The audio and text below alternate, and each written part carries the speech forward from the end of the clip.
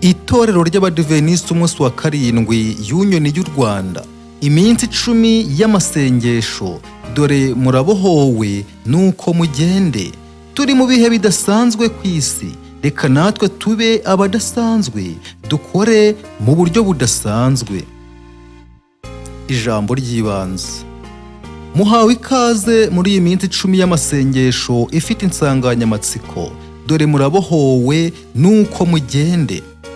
Twizeye ko Yesu agiye kuza bidatinze, niyo mpamvu iyi nsanganyamatsiko y'iyi minsi 10 y'amasengesho y'uyu mwaka ikigamije ari ukurarikira Mwuka Wera guhindura imibereho yacu n'isi dutuyemo. Fatanya natwe muri iki gihe gushaka Imana muri iyi minsi 10 y'ububyutse mu bya Mwuka. Mbere y'uko atanga, Yesu yasezeraniye abamuyobotse impano ya Mwuka Wera. Nanjye nzasaba Data, nawe azabaha undi mufasha wo kubana namwe ibihe byose, umwuka ukuri. Yohana 14:16 n'uwa 17.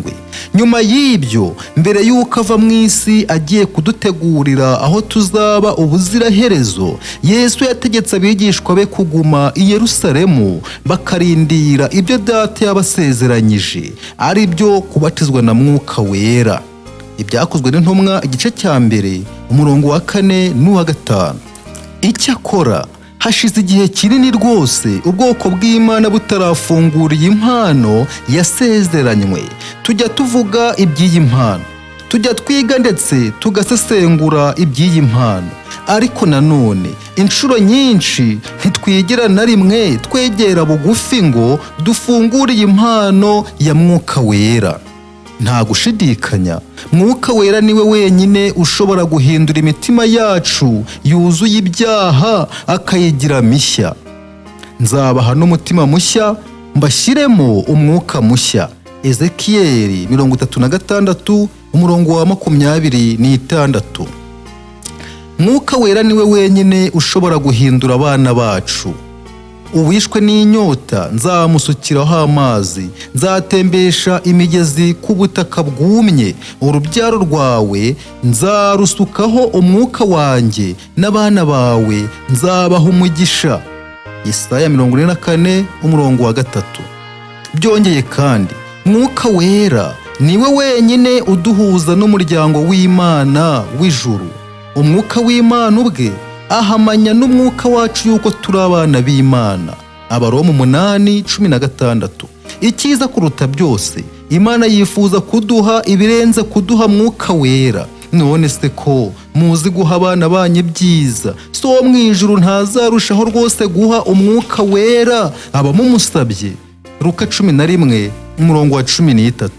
Iryo sezerano risanzwe rihari, ritegereje ko turyakira. Ellen White aravuga ati, iyaba abantu bose babishakaga bakuzuzwa Mwuka, ahariho hose gukenera Mwuka Muziranenge ari ingingo itekerezwaho buhoro, hagaragara amapfa, umwijima, kugwa no gupfa mu by'umwuka.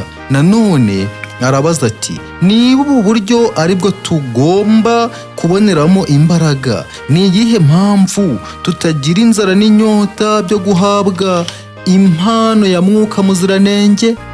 Ni mpamvu ki tutayiganiraho? Kuki tudasenga tuyisaba kandi ngo tubwirize ibyayo? Ibyakozwe n'intumwa page 33 na 34. Mwuka w'Imana ubana natwe, atwuzuza urukundo rwa Data wa twese, akaduha imbaraga zo gushira amanga no kuba abahamya Kristo by'ukuri. Ni kuki se tudasaba guhabwa iyi mpano? Nimurebe isi inyeganyega. Mu gitabo cya mbere cya Samweli igice cya 14 tuhabona inkuru inejeje ivuga ibya Yonatani n'umuhungu wamutwazaga intwaro. Se umwami Sawuli mu gihe yari yibereye munsi y'igiti cy'umukomamanga ntacyo akora, Yonatani n'umuhungu wamutwazaga intwaro w'umwizerwa biyufuye aho bari baguwe neza, babikoreye kugarura icyubahiro cy'Imana. ingabo z'Abafilisitiya zari zimaze igihe zitera ubwoba Abisirayeli. Ubu bwo noneho igitero kinini cy'izo ngabo zabo cyari gikambitse mu kibaya hakurya y'uruzi rurerure, gitegereje kurundumurira Isirayeli mu ntambara ngo barwane. Ayobowe no kwizera Imana, Yonatani n'umuhungu wari umutwaje intwaro baramanutse berekeza muri icyo gihome, maze barazamuka baca ruguru y'ibitare byo ku rundi ruhande kugira ngo bisakiranire n'umwanzi ubwabo nta mususu.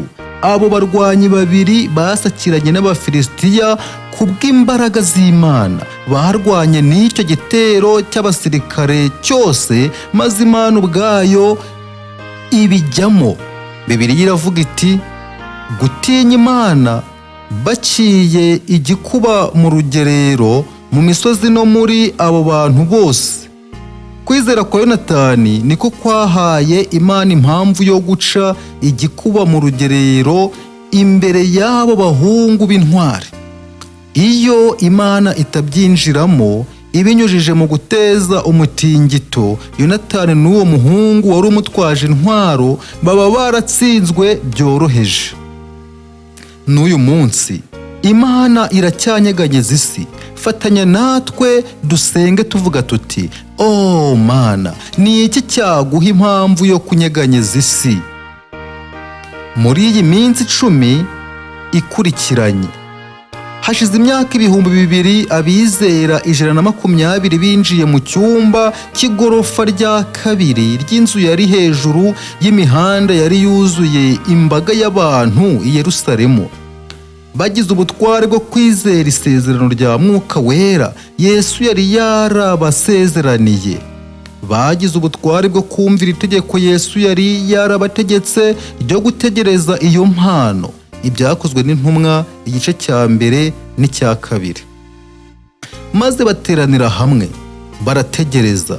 Nuko Mwuka Wera amaze gusukwa ku munsi wa Pantekote, abo bizera babohorerwa kuba abahamya nyakuri b'Umukiza wazutse, ari we Yesu Kristo.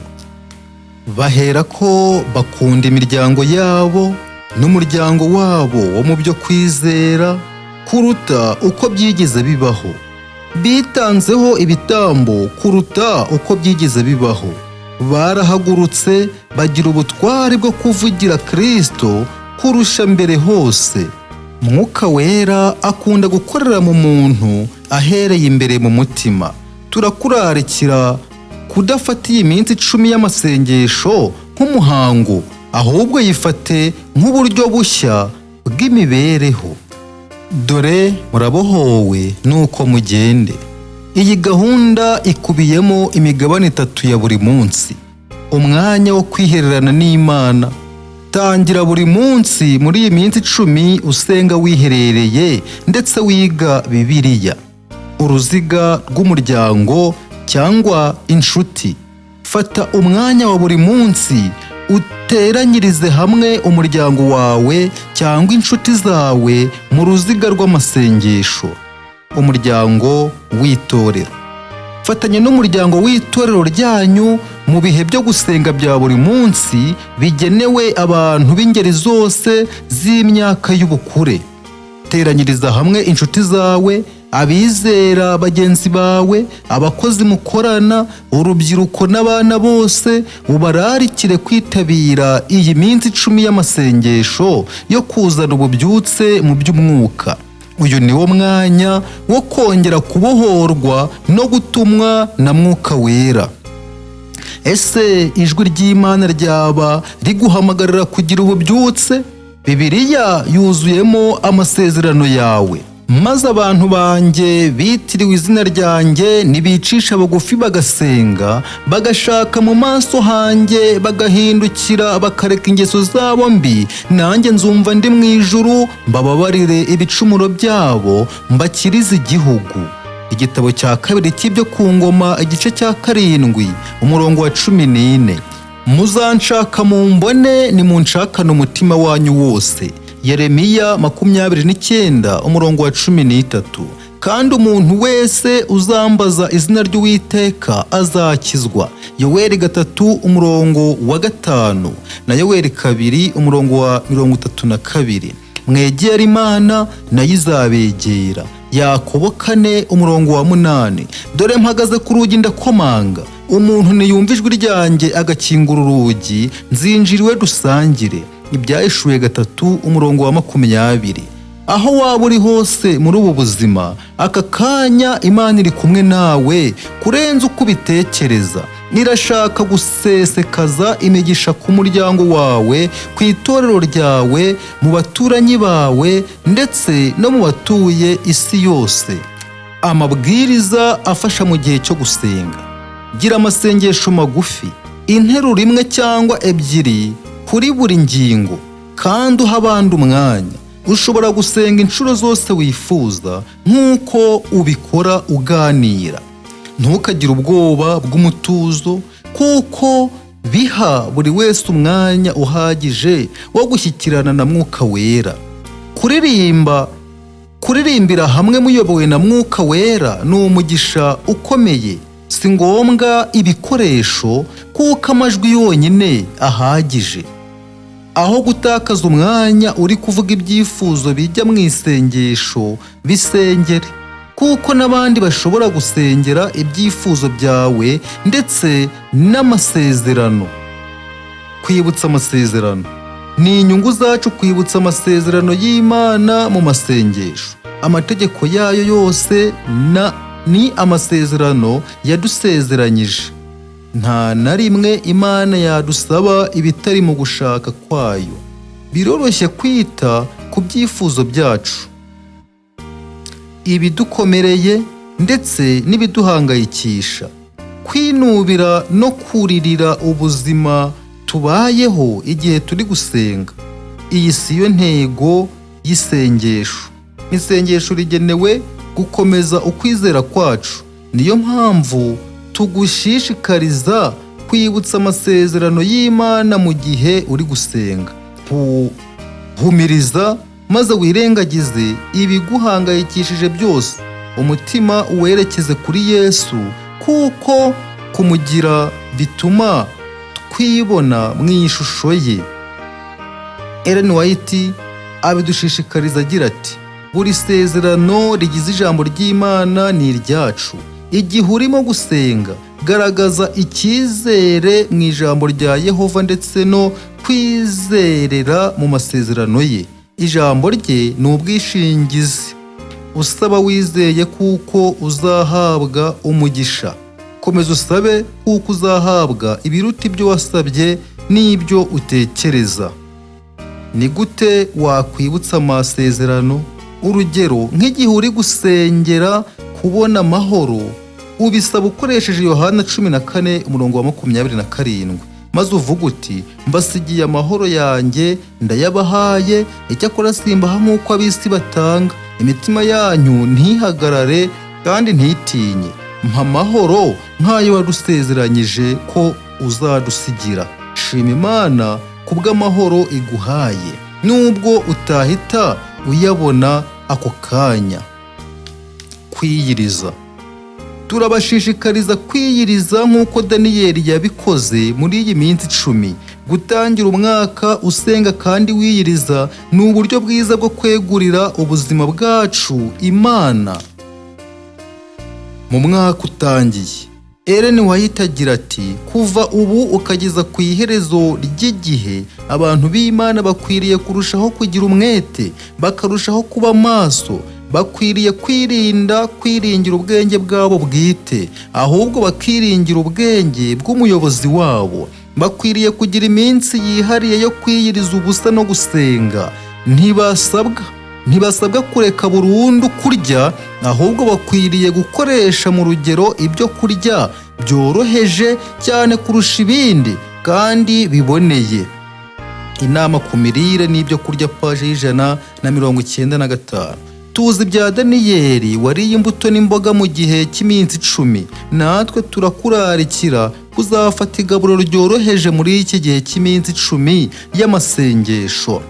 niba dushaka ubwenge busobanutse bwo kumva neza icyo Imana idushakaho, kandi niba dushaka kwegerana n'Imana biruseho, dukeneye kumenya neza ko imirire yacu itatubangamira. Kwiyiriza ubusa ntabwo ari ukwirinda ibyo kurya gusa. Urararikirwa kandi kwiyiriza ubusa ureba televiziyo, filime, imikino yo muri mudasobwa ndetse n'imbuga nkoranyambaga. Rimwe na rimwe ibintu bitari bibi byo ubwabyo bishobora kudutwara umwanya munini w'igihe cyacu. Shyira ku ruhande ibintu byose bishoboka bijya bigutwara igihe kugira ngo ubone igihe gihagije cyo gusabana n'Imana. Kwiyiriza ntabwo ari inzira ya bugufi yo kubona ibitangaza, ahubwo kwiyiriza ni inzira yo kwicisha bugufi imbere y'Imana kugira ngo ibashe kudukoresha no kudukoreramo. Reka twiyegereze Imana binyuze mu kwiyiriza no gusenga, kandi nayo izatwiyegereza. Mwuka Wera. Izere neza ko usaba Mwuka Wera kugira ngo akwereke icyo ugomba gusengera mu buzima bw'umuntu cyangwa mu gihe runaka. Bibiliya itubwira ko tutazi uburyo bwo gusenga kandi ko Mwuka Wera ari we udusabira. Ntitugomba gupfa gusaba mu izina rya Yesu gusa, ahubwo tugomba gusaba twuzuye Mwuka Muziranenge, kuko Mwuka ubwe ari we udusabira aniha iminiho itavugwa. Abaroma 8:26. Iyo dusenze mu izina rya Kristo dushishikaye kandi twizeye, hakurikiraho gusohozwa kwa ya ndahiro y'Imana yo kuduha ibyo dukeneye. Nuko ibasha gukora ibiruta cyane ibyo dusaba ndetse n'ibyo twibwira byose nk'uko imbaraga zayo zidukoreramo. Abefeso 3:20. Imigani ya Kristo, paje 68. Kwizera. Dusoma mu mwuka w'ubuhanuzi ko gusenga no kwizera bibasha gukora ibitabasha gukorwa n'imbaraga iyo ari yo yose yo ku isi. Rengera ubuzima, paje 110. Tubwirwa ko kandi dusaba guhabwa impano iyo ari yo yose Imana yasezeranye. Tumaze gusaba ibyo, tugomba kwizera ko tubihawe, bityo tugashimira Imana ko twabihawe. Uburezi, paje 269. Gira akamenyero ko kujya ushimira Imana hakiri kare igihe ufite kwizera kw'ibyo Imana igiye kugukorera n'uburyo igiye gusubiza amasengesho yawe. Gusengera abandi. Muri iyi minsi 10 turagushishikariza gusengera abantu Imana yashyize mu mibereho yawe. Hitamo abantu 5 cyangwa 7 bashobora kuba abavandimwe, inshuti, abo mukorana. Bashobora kuba abavandimwe, inshuti, abo mukorana, abaturanyi ndetse n'abo muziranye. Fata umwanya usaba Imana uwo wasengera. Yisabe kubagira umutwaro mu maso yawe kugira ngo ukomeze kubasengera. Andika amazina yabo ku gapapuro maze ukabike ahantu hatekanye nko muri Bibiliya yawe. Uzatangazwa n'ukuntu Imana izasubiza amasengesho. Gahunda y'iminsi 10 y'amasengesho. Yesu ntabwo adukangurira gusenga gusa, anadusaba no kugira ibyo dufasha abatuzengurutse.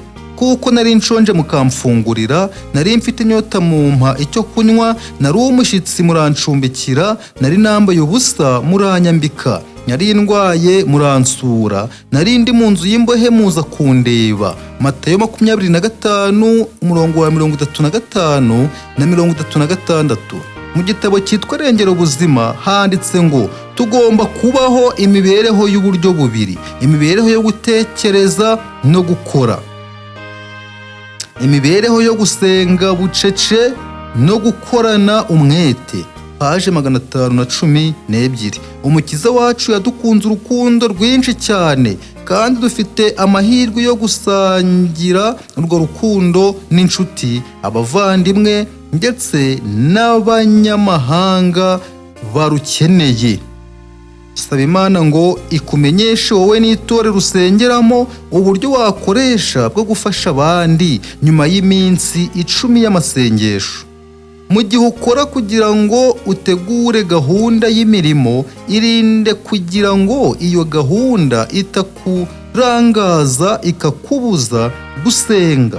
Imbaraga z'umuntu ku giti cye mu gufasha abandi zigomba kubanzirizwa n'ibanga ryo gusenga, kuko bisaba ubwenge bukomeye bwo gusobanukirwa n'ubumenyi bwo gukiza ubugingo. Mbere yo kuvugana n'abantu, banza usabane na Kristo.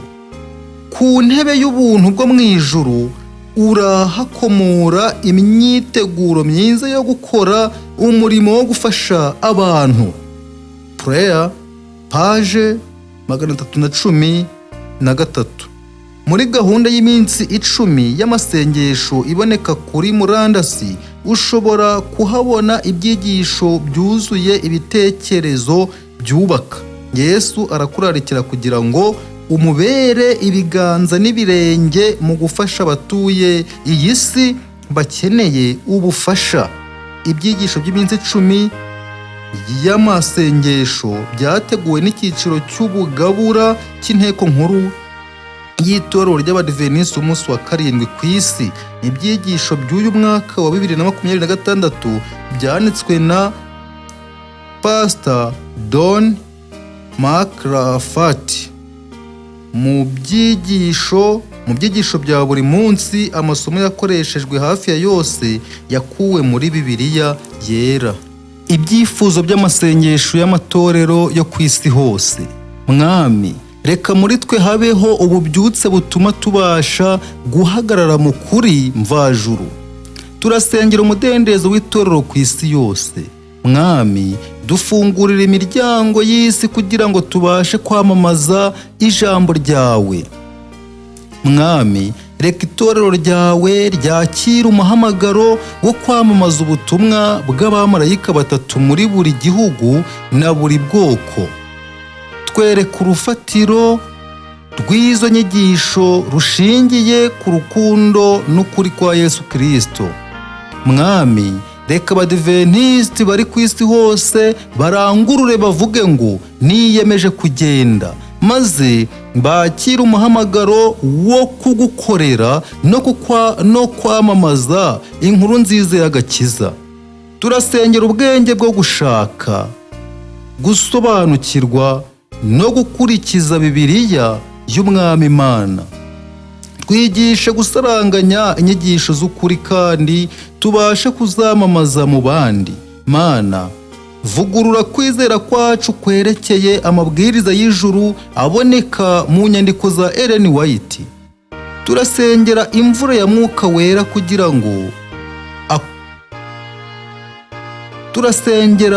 ya Mwuka Wera kugira ngo akomeze kwizera kwacu kandi adushoboze gusoza umurimo Imana yadushinze mbere yo kugaruka kwe.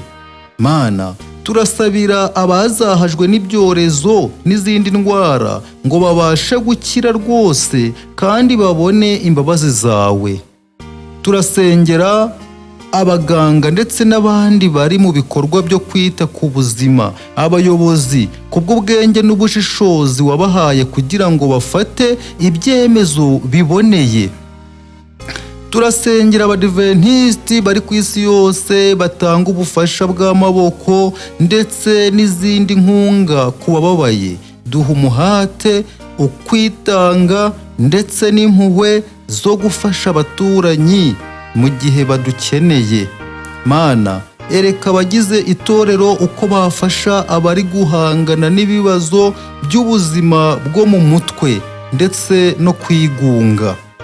Turasengera abapasiteri ndetse n'abakuru b'amatorero ngo babone uburyo bwo gukomeza gusura no kubana n'abizera b'itorero mu bihe tugezemo. Mana, huriza hamwe itorero ryawe mu mwuka wo kuramya. Turasengera ububyutse mu rubyiruko rw'Abadiventisiti biga muri za kaminuza n'amashuri makuru ku isi yose. Komeza kubaha imbaraga zo guhagararira Kristo turasengera abagize 69% by'abatuye isi bataramenya inkuru nziza ya Yesu. Turasengera abarenga miliyoni 62 batuye mu mijyi 28 iri ahantu hagoye kubageraho mu mijyi y'icyahoze ari Repubulika z'Abasoviyeti.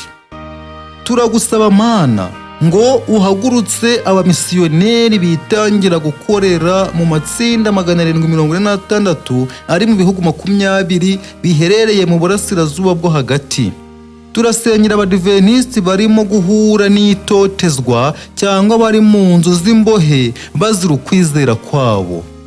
Turasengera abagera kuri miliyoni 202 baherereye mu duce 41 turi mu majyepfo ya Aziya Pasifika bataramenya Yesu.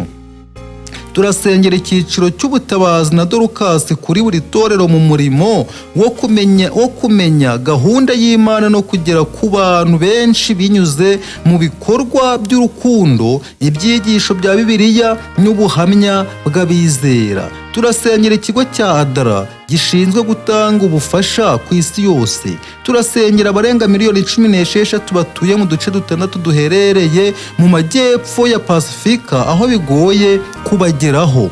Turasenga ngo Mwuka Wera dufashe kumenya uko twagera kubagera kuri miliyoni 406 batuye mu duce 105 tugoye kugerwamo turi muri Pasifika y'Amajyaruguru. Mana, umugisha abadivantisiti bose babwiriza ubutumwa bwiza muri za gereza. Mana, turasengera abigisha bose b'ishuri ryo ku Isabato, ubamenyeshe akamaro k'umurimo bakorera abana bawe. Mwami, turasaba ubuyobozi bwawe ngo bwigaragaze mu bigo by'urubyiruko ndetse no muri gahunda z'icyiciro cy'imibereho myiza ku isi hose.